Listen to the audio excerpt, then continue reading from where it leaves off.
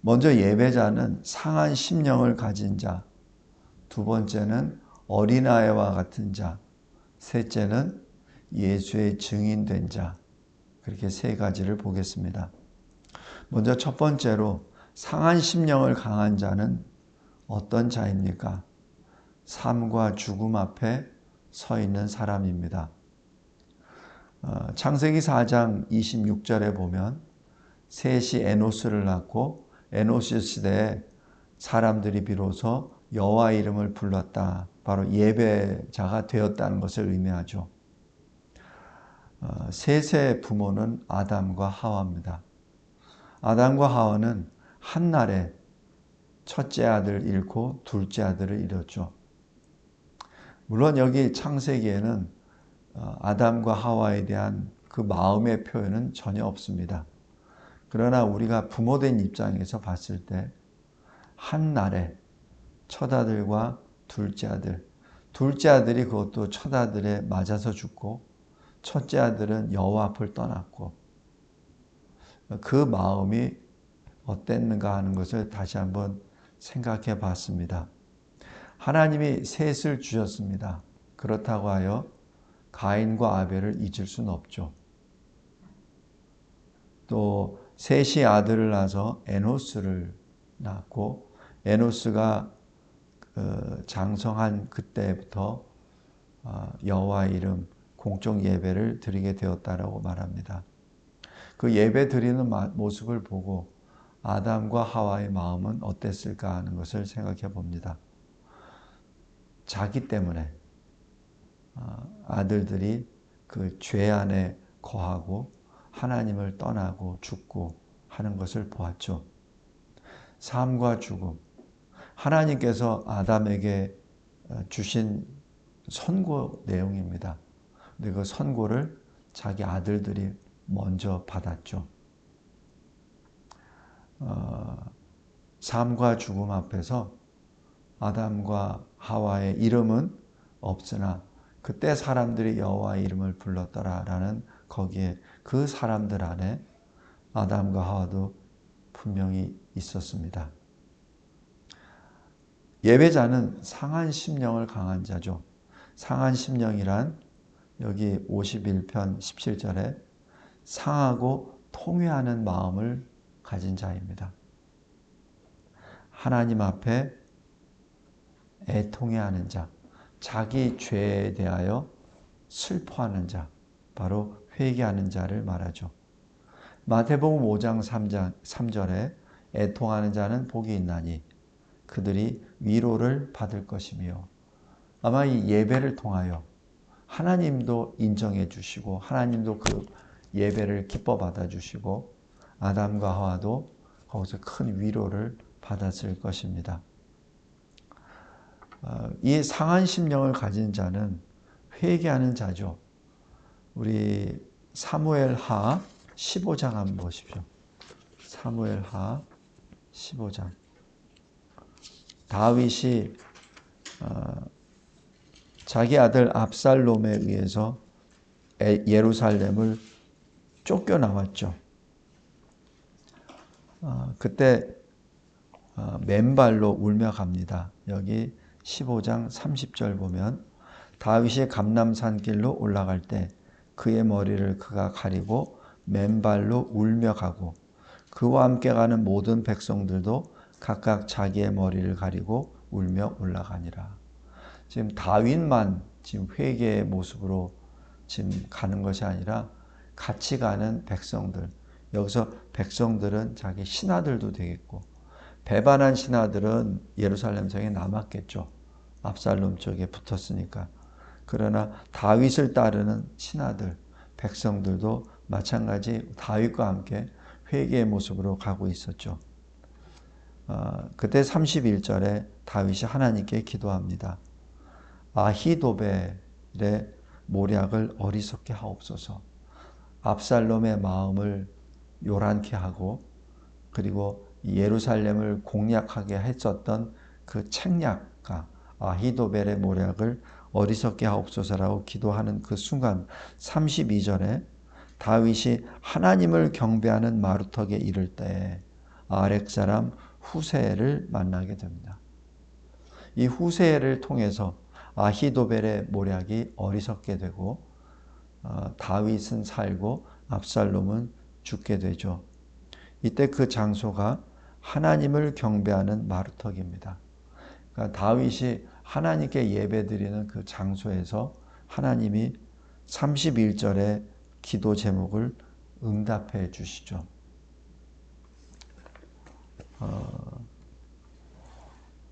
다윗이 자기 자신의 죄 때문에 이런 일이 벌어졌고, 그래서 이 압살롬, 자기가 사랑하는 넷째 아들이 자기를 이렇게 배반하고 공격한다는 것을 깨닫고, 그리고 회개하는 모습으로 예루살렘 성을 나오죠. 힘이 없어서 나온 것이 아닙니다. 하나님 앞에 범죄했다는 그 사실 때문에 지금 그렇게 나가는 거죠. 자기 죄를 자복하고 회개할 때 하나님께 예배드리는 상한 심령을 가진 자가 됩니다. 예수님은 이 세상에 오실 때 의인을 부르러 온 것이 아니라 죄인을 불러 회개시키러 왔노라라고 그렇게 말씀하죠. 또 고린도후서 7장 10절에 하나님의 뜻대로 근심은 후회할 것이 없는 구원에 이르는 회개에 이르게 한다라고 그렇게 말씀하십니다.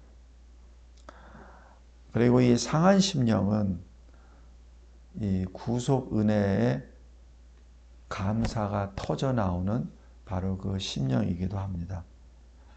노아가 창세기 8장 20절에 노아 홍수 심판이 다 끝나고 하나님께서 방주문을 열어주었을 때 나오죠.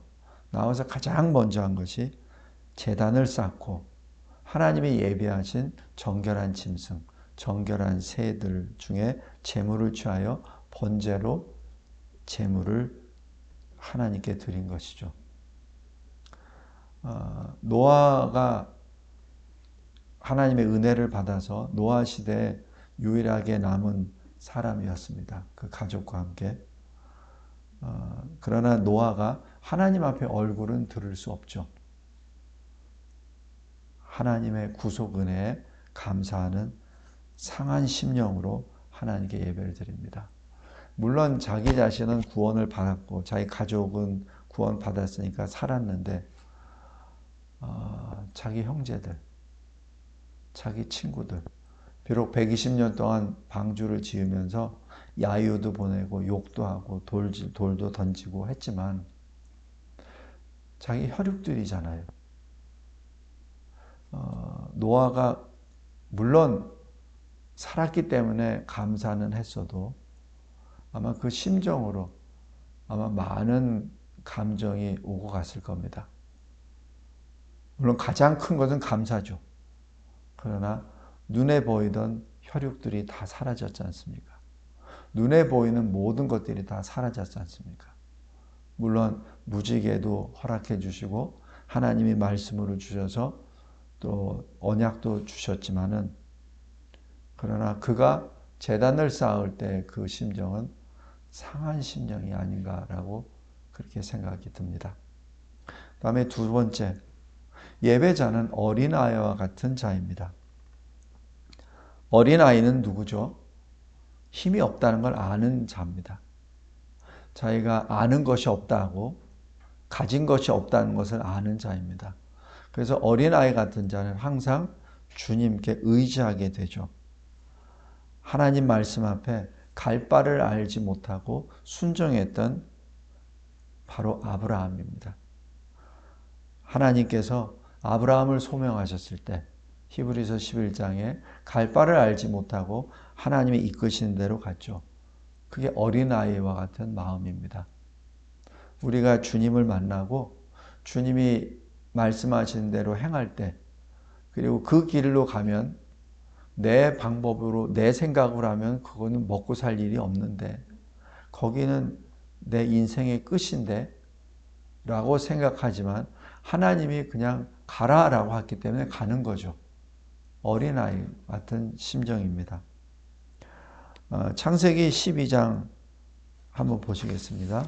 창세기 12장.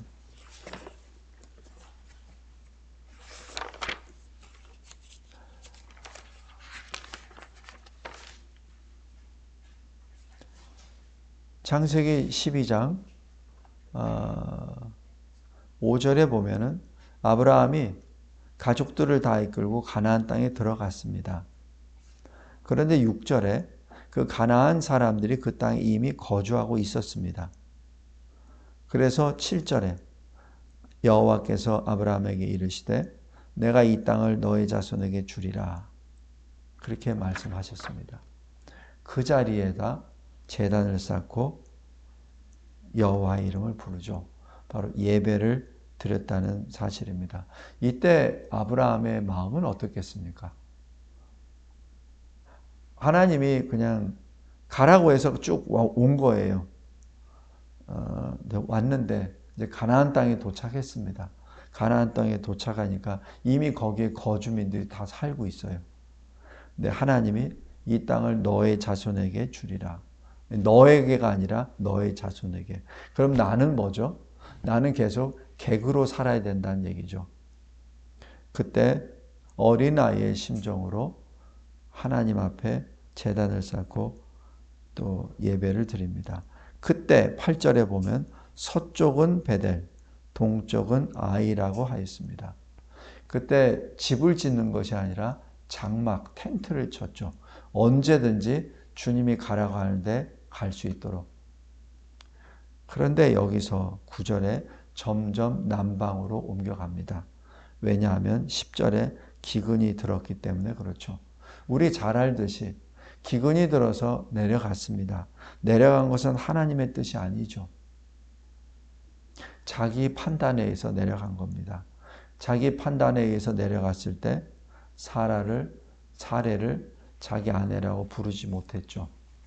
그때 하나님이 개입하시고 그리고 이 사례를 건져내 주시고 그래서 13장 1절에 아브라함은 아내와 같이 모든 소유를 가지고 다시 올라갑니다.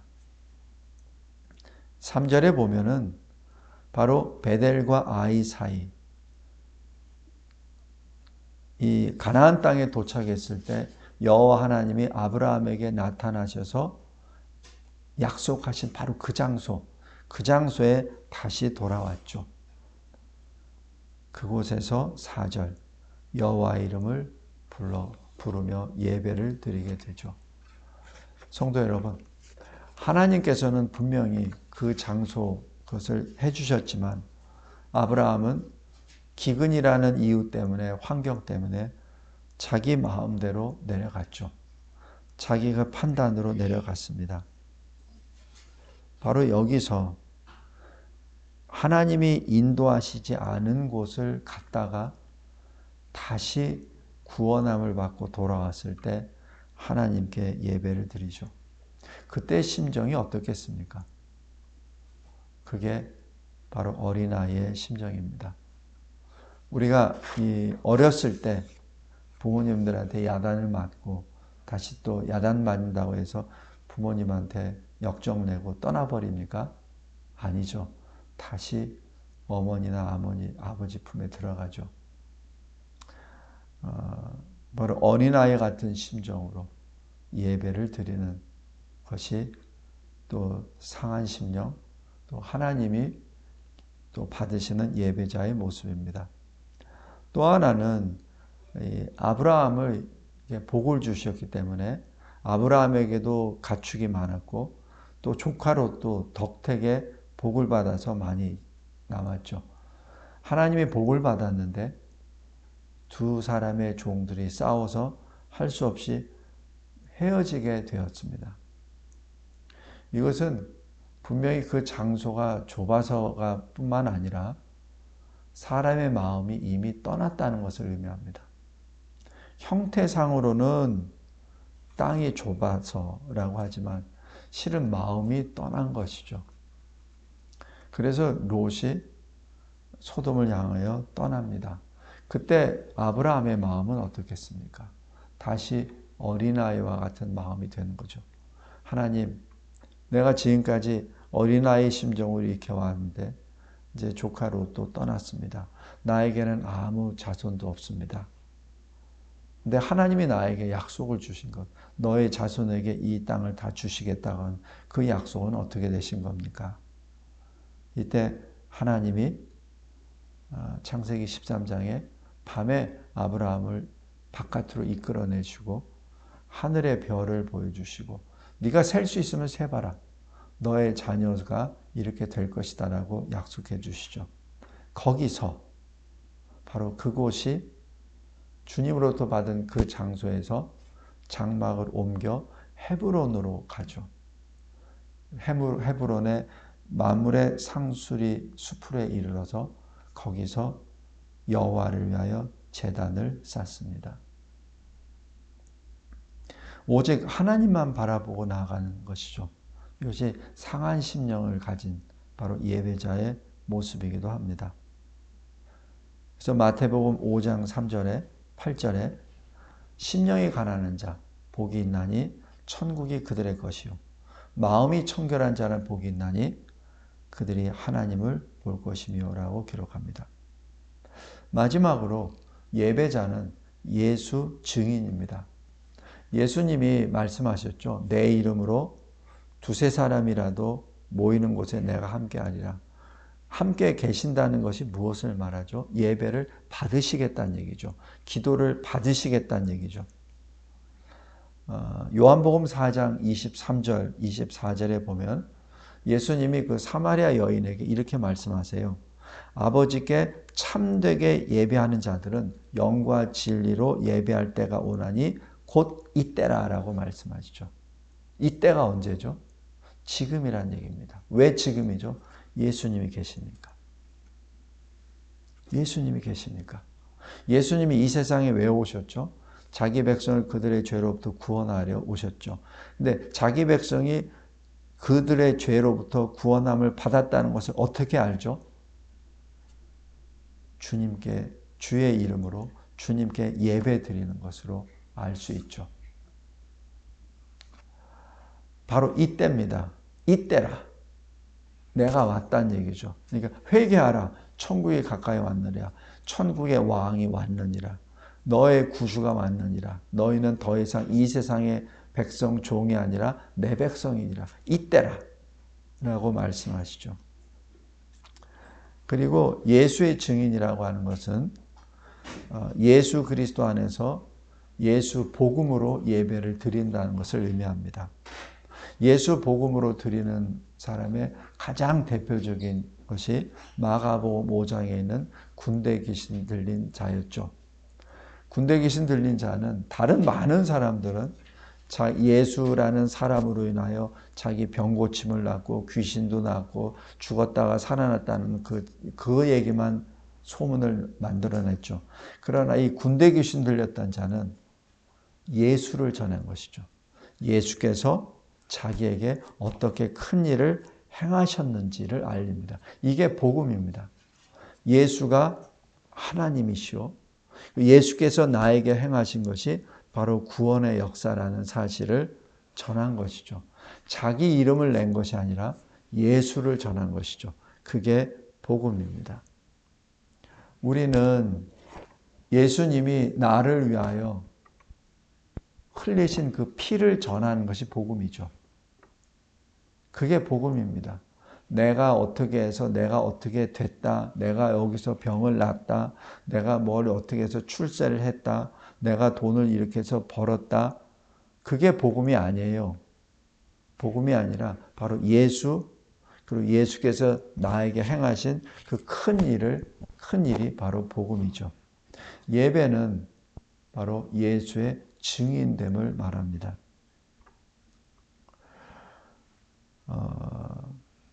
야곱이 바단 아람으로 가는 도중에 아무것도 가진 게 없죠. 그래서 돌을 베개로 삼아 잡니다. 그때 하나님께서 직접 계시하시죠.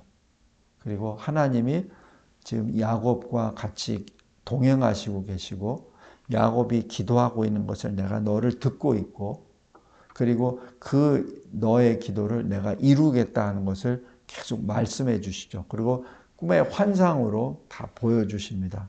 그리고 직접 이 주님께서 저 하늘 위에 서 계시는 것까지 보게 되죠. 이때 야곱이 베개로 삼던 돌을 가져다가 자기가 가지고 있는 마지막 자산입니다. 기름이죠. 아무것도 없습니다. 그 기름을 기둥에 붓고 그리고 그곳 이름을 하나님의 집 베델이라고 부릅니다. 바로 이것이 하나님의 임재 안에서 주의 영광을 찬송하며 예배드리는 모습입니다. 내가 하나님을 만났습니다. 하나님이 나와 함께 계십니다. 지금 내가 서 있는 이곳이 하나님의 임재하시는 곳입니다. 라고 고백하는 것이죠. 그래서 예배자는 예수의 증인들이 드리는 것이죠. 말씀을 맺겠습니다. 예배자란 무엇입니까? 첫 번째, 상한 심령으로 드리는 자들입니다. 상한 심령이란 나의 뜻이 아니라 주님의 뜻으로 나의 삶을 바꾸는 것이죠. 내 뜻이 아닙니다. 내 영광이 아니라 주님의 영광으로 나의 삶이 바뀐다는 것을 의미하죠. 그것이 상한 심령입니다. 두 번째로 어린아이와 같은 자입니다. 어린아이와 같은 자는 내가 무능합니다. 나는 스스로 할 수가 없습니다. 나는 스스로 행할 수도 없는 무력한 자입니다. 라는 것을 고백하고 그러한 나는 철저한 죄인입니다. 라는 것을 고백하고 주님의 힘에 절대 의존하는 그것이 어린아이와 같은 존재죠. 예배자는 상한 심령이 있는 자이면서 동시에 어린아이와 같은 자입니다. 마지막으로 예배자는 예수의 이름을 부르는 주님의 증인입니다. 아브라함이 됐든 다윗이 됐든 노아가 됐든 아니면 베델이라고 불렀던 야곱이 됐든 모든 자는 이 세 가지 모습을 가지고 있습니다. 마음이 상한 심령이죠. 상한 심령입니다. 야곱만 봐도 그 사건 이후로 어머니를 보지 못합니다. 이 노아도 마찬가지. 홍수 심판 이후에 그 누구도 보지 못했죠. 자기 식구들 외에는. 상한 심령을 가진 자들. 상한 심령을 통해서 내가 얼마나 연약하고 무력하고 무능한 자임을 깨닫고 전적으로 주님만을 의지하며 주의 증인으로 나아가는 자. 바로 그 자가 예배자입니다. 성도 여러분, 우리가 하나님 앞에 예배를 드릴 때 어떠한 심정으로 예배를 드립니까? 혹시 예배를 통해서 내가 원하는 것을 얻고자 왔습니까? 그렇다면 그것은 나의 뜻이 하나님의 뜻보다 앞서가는 것이 아닌지요. 상한 심령을 가진 자란 나의 뜻이 아니라 주님의 뜻이 나의 전체를 주장해야 됩니다. 어린아이 같은 예배자라면 나의 힘과 나의 계획은 없습니다. 오직 주님의 말씀만 있죠. 예수의 증인된 예배자라면 더 이상 내 이름은 없습니다. 내가 하나님께 예배를 드릴 때 제가 여기 왔습니다. 이런 말 할 필요도 없어요. 내 안에 계시는 주님이 나를 이끌어 오셨기 때문에 나는 더 이상 존재하지 않습니다. 그것이 온전한 예배자가 아닌가 봅니다. 우리 요한복음 4장 한번 보세요. 요한복음 4장.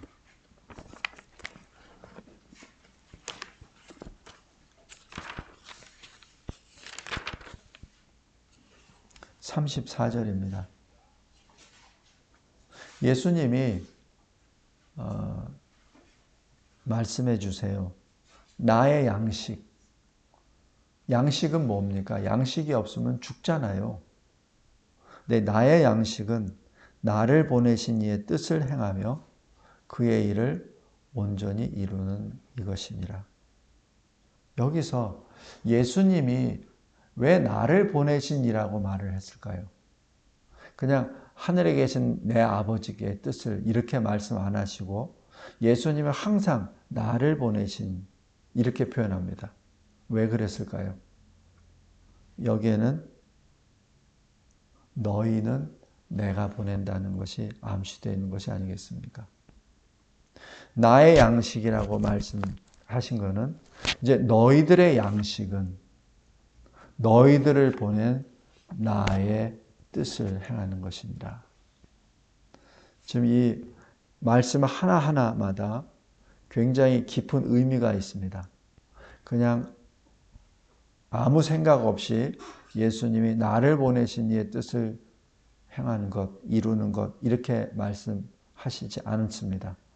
이거는 분명히 이제 주님이 보내실 사도들을 향하여 그리고 우리들을 향하여 말씀하신 것이죠.